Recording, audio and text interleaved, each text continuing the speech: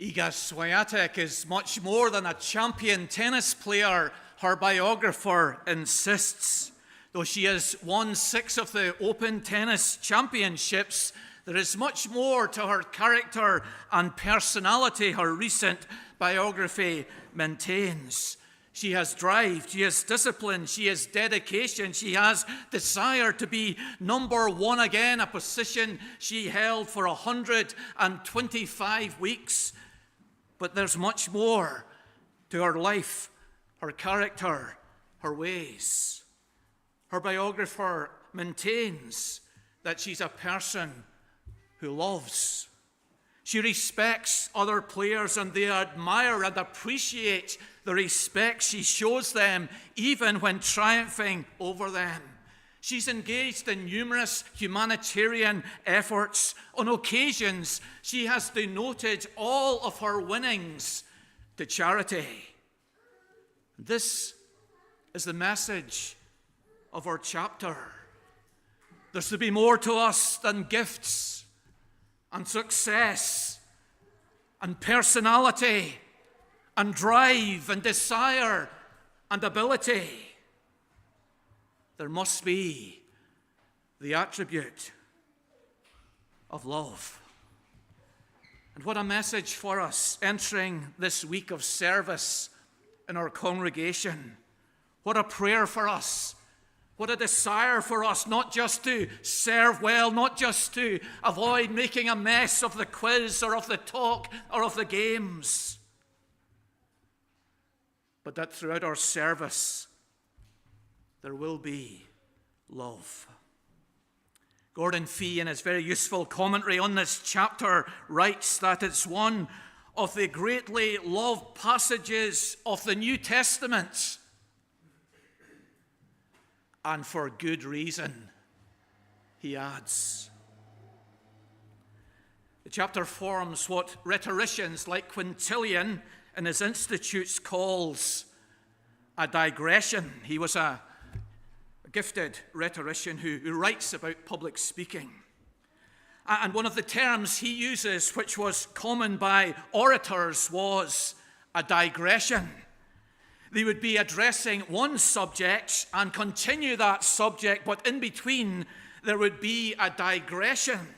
And the Apostle Paul uses that rhetorical technique already in 1 Corinthians, and he uses it here in chapters 12 to 14. The end of chapter 12 and the beginning of chapter 14 contain the same phrase: earnestly desire the gifts. But in between the end of chapter 12 and the beginning of chapter 14 is this digression. But the digression is not some hobby horse of the rhetorician, not some side avenue of the orator, but rather a subject that's pertinently connected and crucial to the whole argument, but needs expanded on, explored, and developed. And so here the Apostle Paul enters into this wonderful and glorious, famed digression on love, but connected most closely, as we'll see in our studies, to his argument to the Corinthian church. Some claim that this piece, especially verses 4 to 8, had been previously written by the apostle. So compact is it, so poetic is its design and structure, that he just pulls it in from another place. But the nature of his argument here would argue against that this was distinctly formed for this moment. Others argue that this chapter was not written by Paul because Jesus and the cross are not mentioned here as he talks about love. But within Pauline writings, we know that love, agape, is defined by the Apostle Paul only in Jesus and in the cross. And as we read of love here, we're to read it in the context of the apostolic writings about Calvary and the love of Christ for sinners. And so he argues in the opening verses for the necessity of love.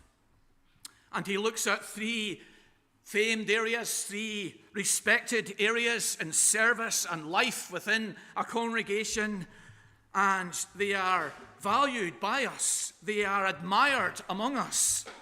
But if love is not present, he argues, then they are ineffectual. The server is nothing. So we think today of loveless speech, loveless service, loveless sacrifices.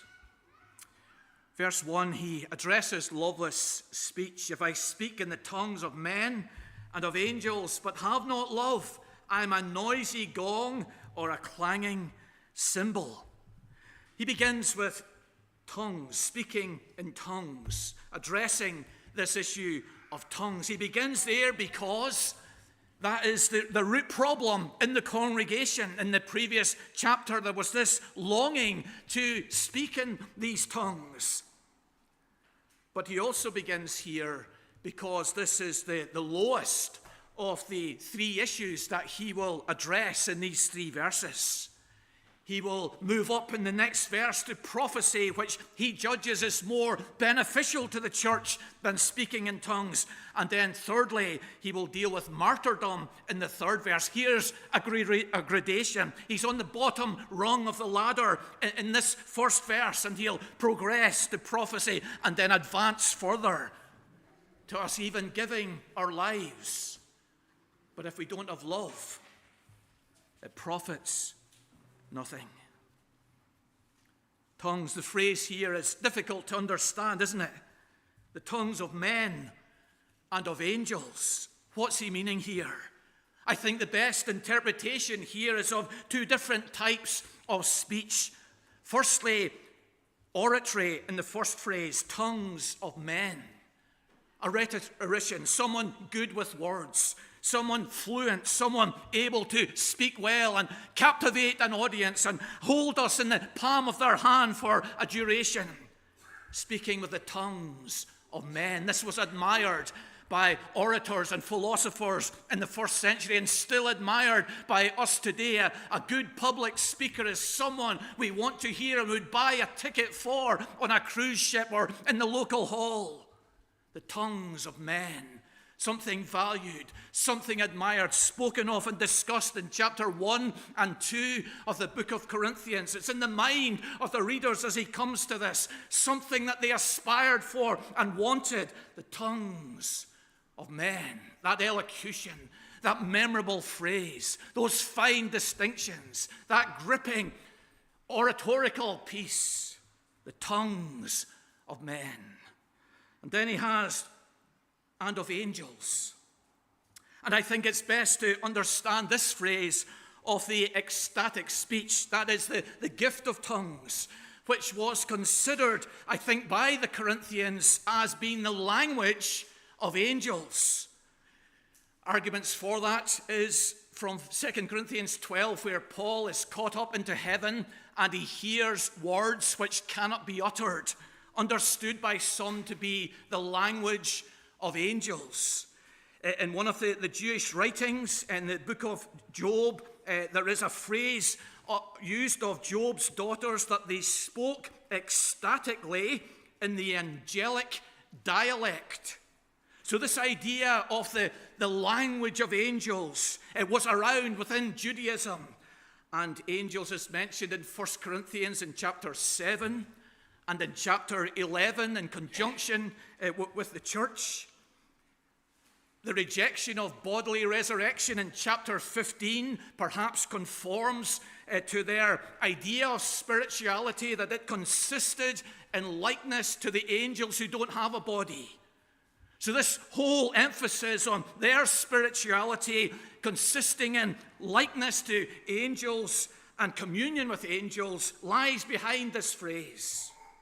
The tongues of angels, the language of heaven, this ecstatic and desired speech, this evidence of super spirituality, to be able to speak in that elevated language.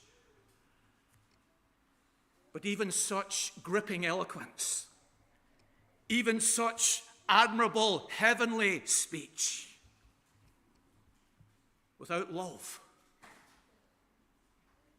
is like a noisy gong or a clanging cymbal.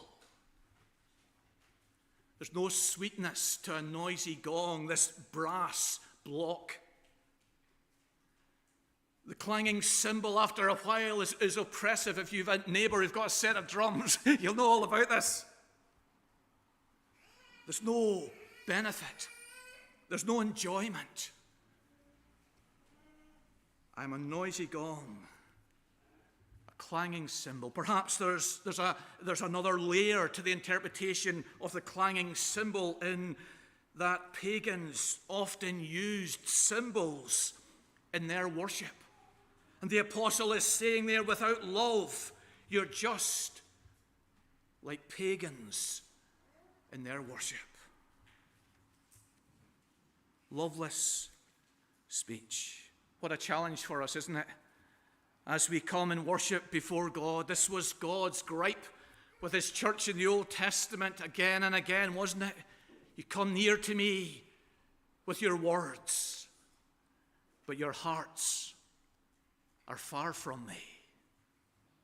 It was loveless speech. And here we are singing the finest words, the best words, and yet our love for God and for one another can be absent.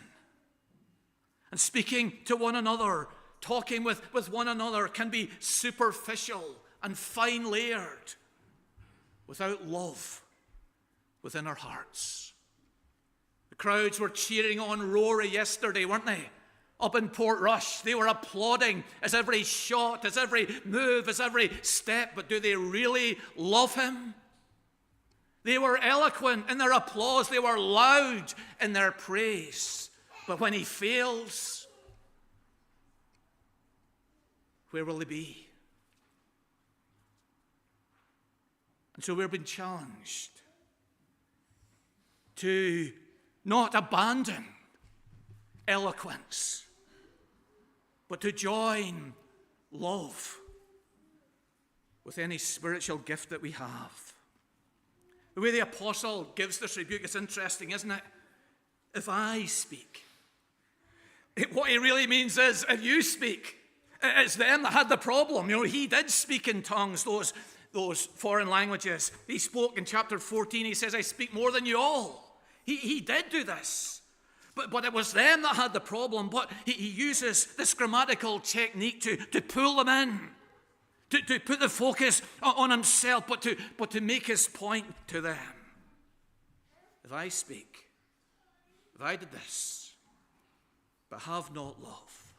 See, the phrase is echoed in verse number 2, which helps us to understand it. If I have prophetic powers. And the indication there is that we use those. To have the prophetic powers means that we will use those prophetic powers. So in verse 1, to have love or have not love means that we will express that love. We will show that love. We will evidence that love to others. So here's the first area that the apostle looks at. Our speech. Highly valued by the Corinthians, valued by us. But if we don't have love, it's empty words. Secondly, our loveless service in verse number 2. He highlights here 3 gifts that were mentioned in chapter 12, that were prominent in the congregation, that were valued and prized. Prophecy, understanding mysteries, and the special gift of faith. So he says that if we have these gifts from the Spirit, yet do not have love, in this case he says, I am nothing. Prophecy, it was a gift from the Spirit, not just about telling the future, but it was about foretelling God's message. It was more than telling the future. It was more than our preaching. It was speaking inerrantly the Word of God, this prophetic gift at that time before we had the full canon of Scripture. What a gift that was. But without love for the congregation, for the listener, for the hearer, to the one we're serving and speaking, knowledge of all mysteries. And again, this was something which was prized in the first century. There was mysteries of all types, and Paul mentions a whole panoply of mysteries. Some of them he understands, some of them he says in the end of chapter 13 that he doesn't understand. There's lots of mysteries. Daniel in chapter 2, you remember, prays to God for understanding the mysteries of the dream. Knowledge of mysteries was something prized by philosophers, by church leaders, by congregations. What a gift this is for God to give wisdom and understanding of mysteries. But without love, I am nothing. Faith is a special gift of faith mentioned in chapter number 12. And in this case, it's to do the miraculous, to remove mountains. It's a metaphor, it's a symbol, it's a token of something which is big and humanly impossible. Some people have this special gift of faith. Perhaps George Mueller and his orphanages had a special gift of faith. But without love for those we're serving and living among and working with, I am nothing. What a phrase that is, isn't it? I am nothing. Perhaps it helps us to understand that phrase by thinking of how we are defined. We're defined by how like God we are. The more like God we are, the more of something we are. God is love. And for us to serve and prophesy and know things and believe things without love means that I am nothing. That we devalue God's character. That we ignore the essence of his being, that we do not aspire after who he is. I am nothing. You remember Jesus being asked one day, what's the greatest commandment in the Bible? And he immediately answers, love the Lord your God. And the second is like it, love your neighbor as yourself. That's humanity. That's our role. That's our function. That's who we are. We are to be people of love. But if love's not there, then I am nothing. I'm not fulfilling my God-given function and role in this universe, in this congregation.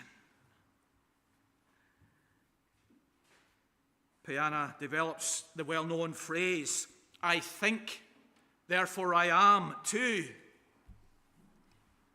I love, therefore I am.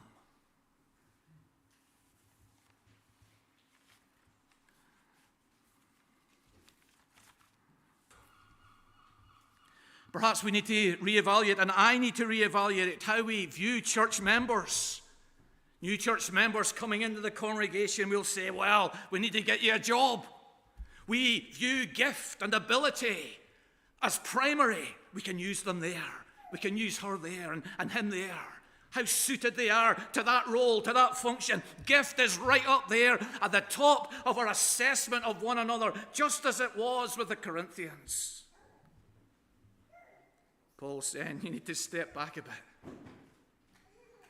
and love. Do they love?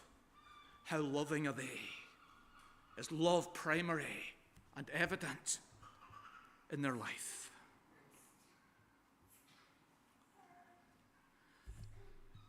In our lives, we love knowledge. We have our podcasts. We have our sermons we listen to. We have our lectures that we adhere to.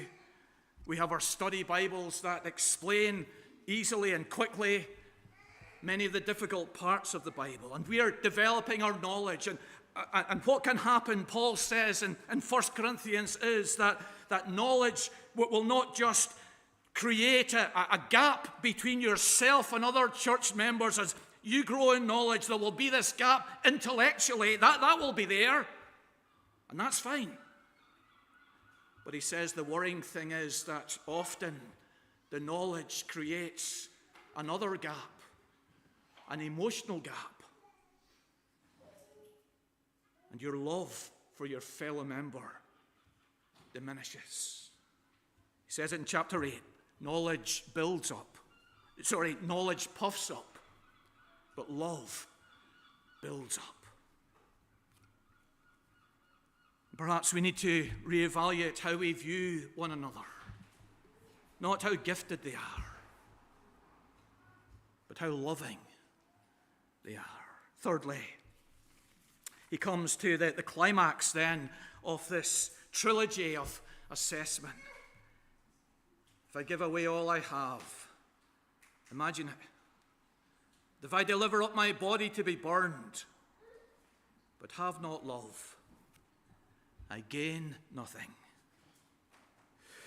Giving away all I have is something which was done in the New Testament church in Acts chapter 4. Some people who had lands sold them and laid the money at the apostles' feet.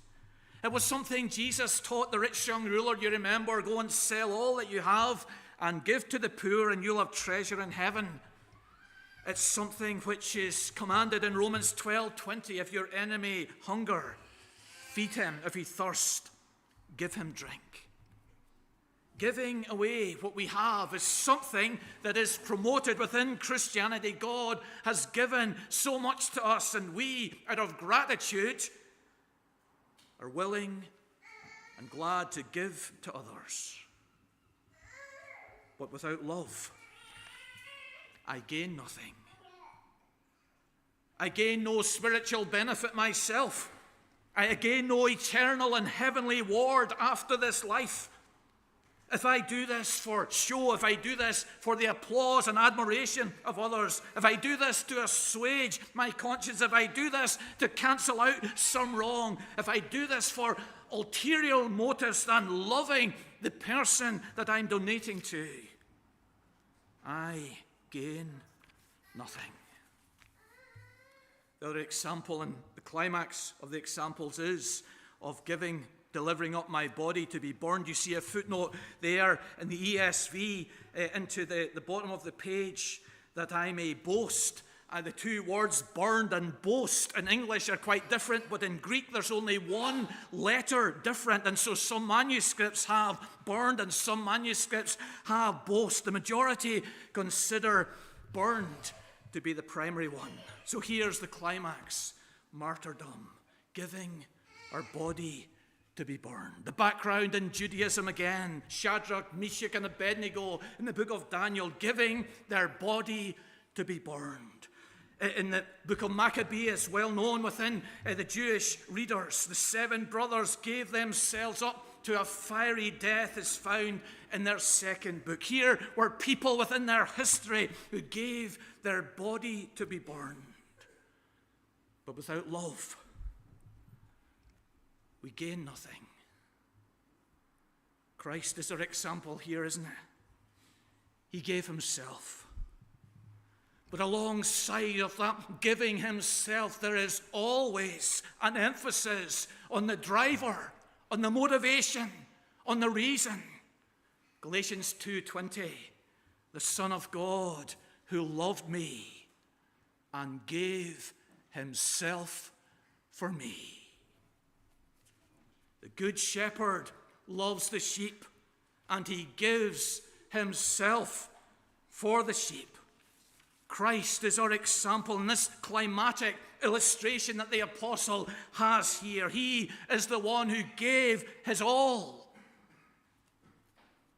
in love and grace to us. Clement of Alexander describes some of the New Testament believers going into slavery, allowing a master to buy them, taking that money themselves, becoming slaves themselves, and giving that money to the poor. Others going into captivity that the poor might be released. They gave themselves. But without love, even such a sacrifice gains nothing. We all know we can do the right thing in the wrong way, And the wrong way here is not loving others. Elders can visit members of the congregation. They can sacrifice their time and their energy and their money, but they can do it grudgingly and reluctantly. And they will gain nothing. Deacons can look after the property of the congregation. They can meet, they can do practical work, they can discuss, they can plan, they can sacrifice their evenings, but without love for the congregation, they gain nothing. Then this week of Holiday Bible Club, we can lead the quizzes and the games, we can give the talks, but without love for the children who will attend, we gain nothing. No spiritual benefit to ourselves, no eternal reward after this life.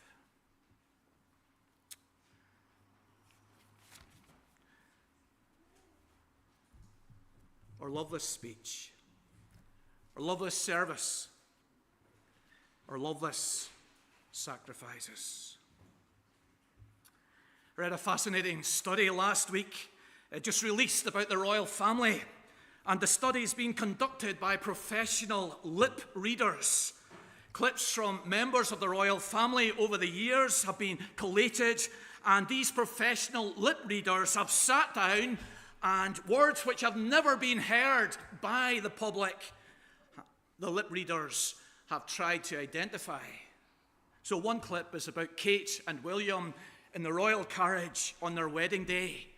She is in her wedding dress, he is in his military finest, and the crowds are cheering, the sun is shining, they are facing one another, and Kate speaks to William. Now, what would she say in that moment on that day?